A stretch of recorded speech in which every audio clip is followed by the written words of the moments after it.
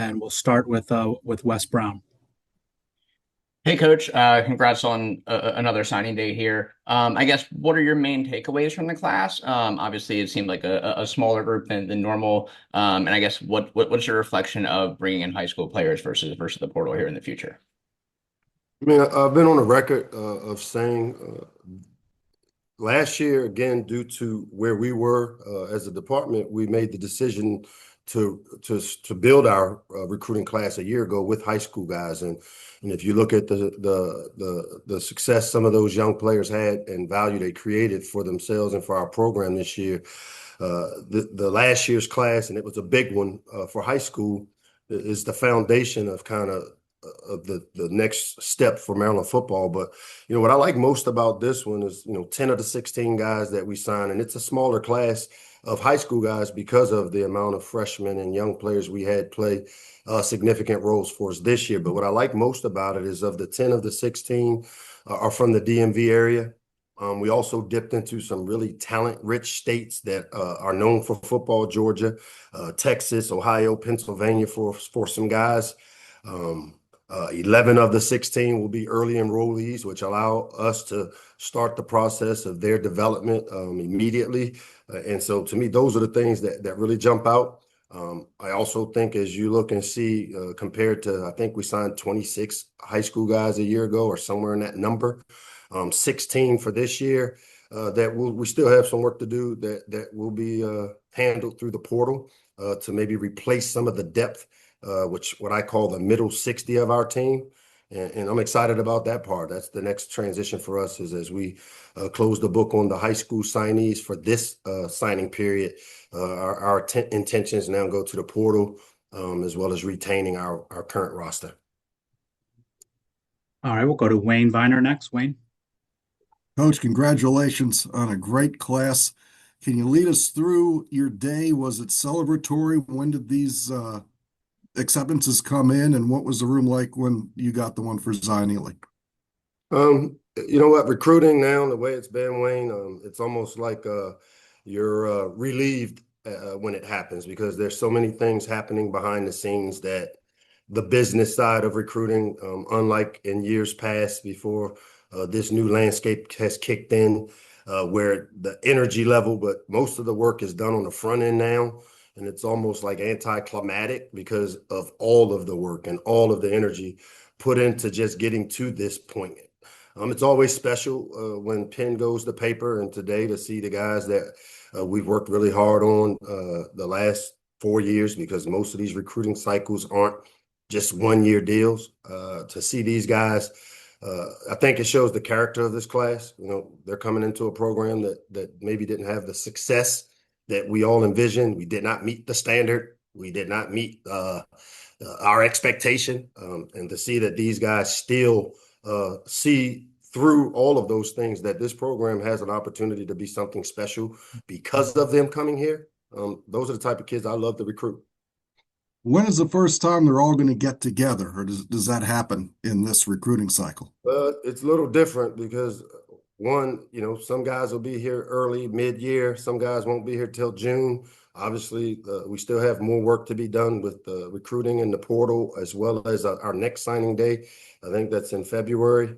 And so it probably won't be until June like we faced this year. And as I said before, that's how the landscape will be now. We won't have our full team here until sometime around Father's Day, when you think about the high school kids that don't show up until June, some of the portal guys that may have to finish up academically at some other places before they get here. So we won't know who our exact team for 2026 will be until probably sometime mid-June. As a reminder, if you can use the raise hand function or message me for your questions. We'll go to Michael next. Hey, Coach. Today, Zion said that he had still been in contact with South Carolina and Texas and just recently had dropped them. Obviously, he also took that visit to South Carolina, but from your vantage point in this new landscape of college football, did keeping Zion, did it ever feel like it was competitive and that you guys still had to keep going after him after he committed last year? I have to keep going after every player in our program, every player that we recruit, every player that commits. It's not done until the pen is on the paper. So what did that look like for you? What did that process look like for you? What did what process look like? Keeping Zion. Zions or the whole process of recruiting? Keeping Zion. I never had doubt that we wouldn't keep Zion. I just continued to recruit like I always do. It's not done until they sign, and I've never. Every kid I have to recruit, not just Zion. We recruit them all until we get their names on the paper. Go to Jake next. Jake. Hey, Coach, good to see you. Jake, Obviously, what's up, man? How are you? what's up? Great, man. Obviously, you get Zion today. Last year, Malik and Sydney come in. You kind of touched on it earlier, but just how have you developed such success recruiting locally? I'm a local guy. I've had great success with local players. If you look at some of the top players that have come out of this area, as I've stated before, there hasn't been anybody more committed to recruiting this region. And that's not just while I'm here at Maryland. I took guys to Illinois. I took guys to Alabama. I took guys to Florida. I've been committed to the DMV region of recruiting from the day I left Ballou High School because I believe this area has been under recruited initially for the type of talent that we do have. And so the relationships I have are very deep rooted. It's based on authenticity. It's based on trust. It's based on the success that I've had with the players that have come and bought into this program. And so I think it starts with relationships. They do still matter. I know a year ago with the us finally getting into the landscape of the NIL and rev share. It was a learning curve for all of us, but we all have a pretty good understanding of what it looks like. And relationships still do matter, as this class proves. And then can you touch just a little bit on what Josiah Teasley and Jaden Kitchens, obviously losing some guys graduating for receivers, what do they bring to the receiver room? Yeah, I like both those guys. They have length and size. And for big guys, a lot like Caden Prather, who played here, and Dante Demas, who played here, which those guys fall into those type of comps. They're really they really have length to them, but also have what I call little man quickness, because some guys are long, fast receivers that don't have the short area quickness. For this system and the system that we run. The ability to have that short area quickness to get in and out of breaks is important. And both those guys have that ability. They both catch the ball, which is something that we've got to have improvement upon at that position. And they both have shown that they can be explosive. And to me, this offense has always had receivers that have been able to be explosive. And these two give us a chance to get back to where we have some really talented guys that'll be able to stretch the field and make plays for us on the outside. Go to Matt Jermack next. Matt. Hey, Coach.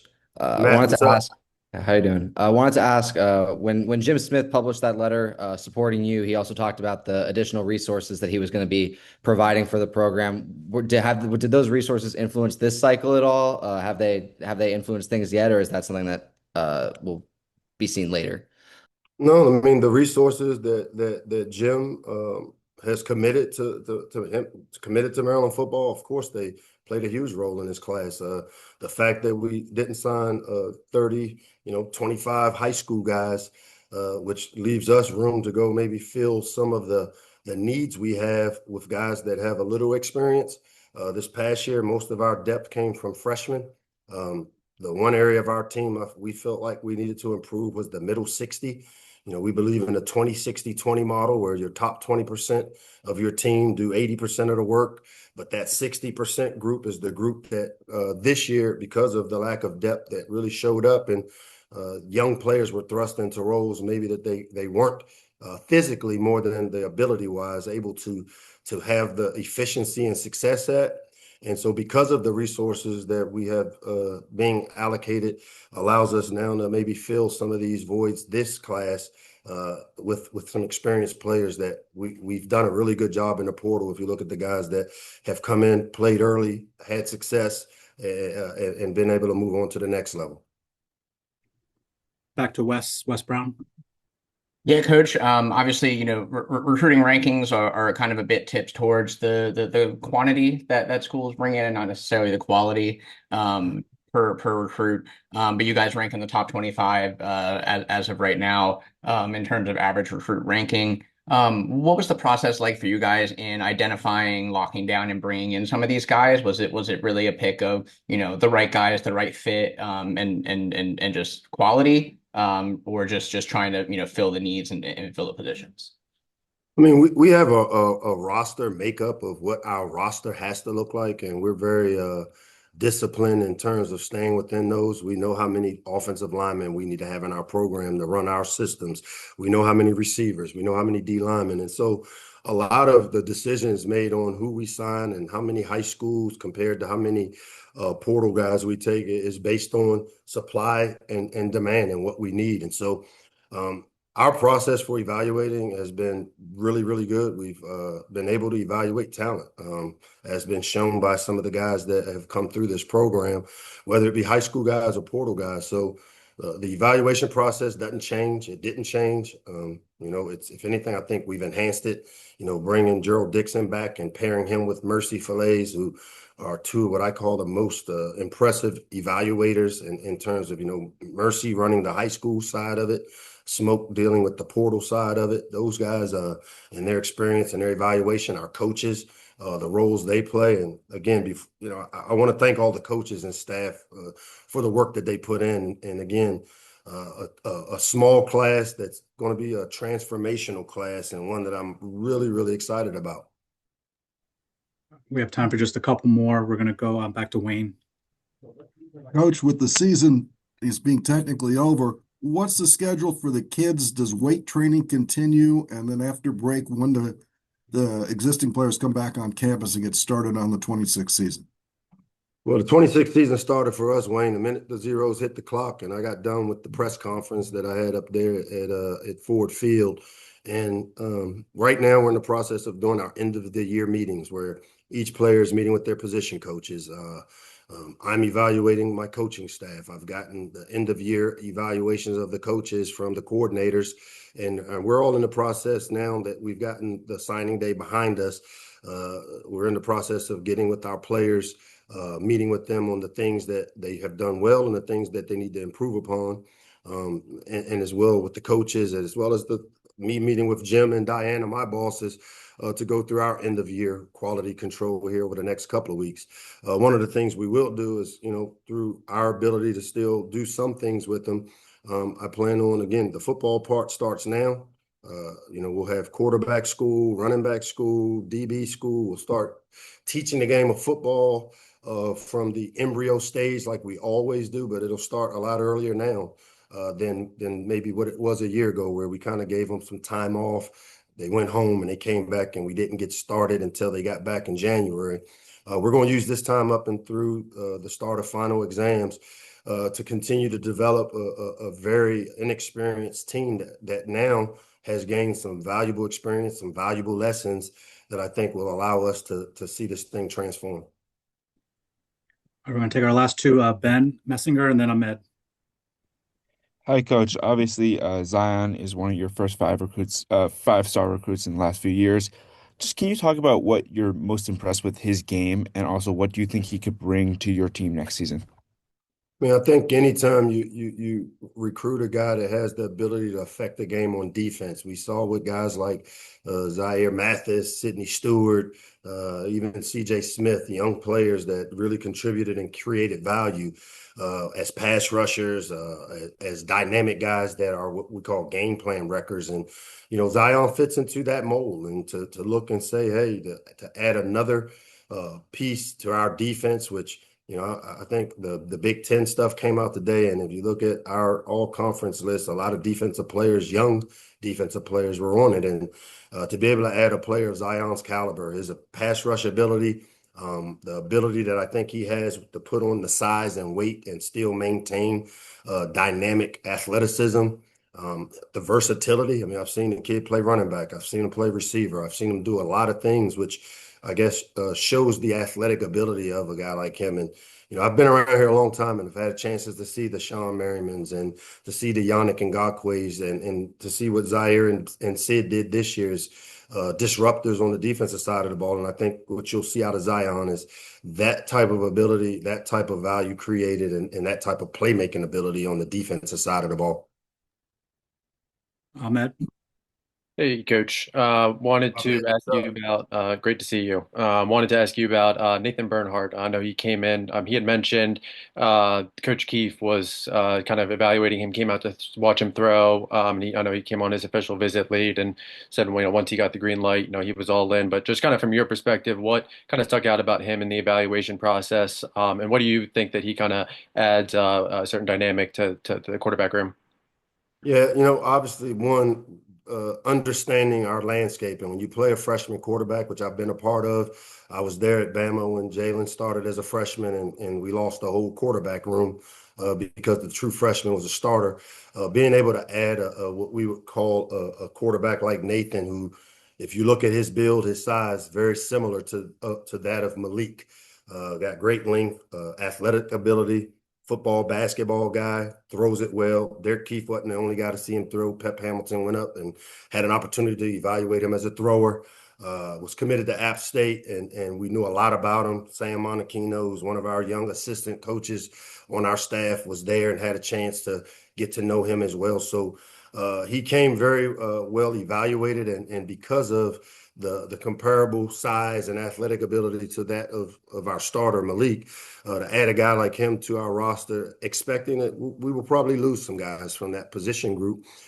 He was one of those guys that we had targeted very early, that if we were to lose guys in the room, that he'd be one of those type of players that we would want. And, we were fortunate to be able to get him up on a visit the last home game. Really liked him, really liked the opportunity to sit and meet with him, his parents. His dad's an orthopedic surgeon, his brother's an orthopedic surgeon. I think his mom coaches. He comes from a really good stock, but a super smart, really athletic, and has some, I think, great upside as a quarterback.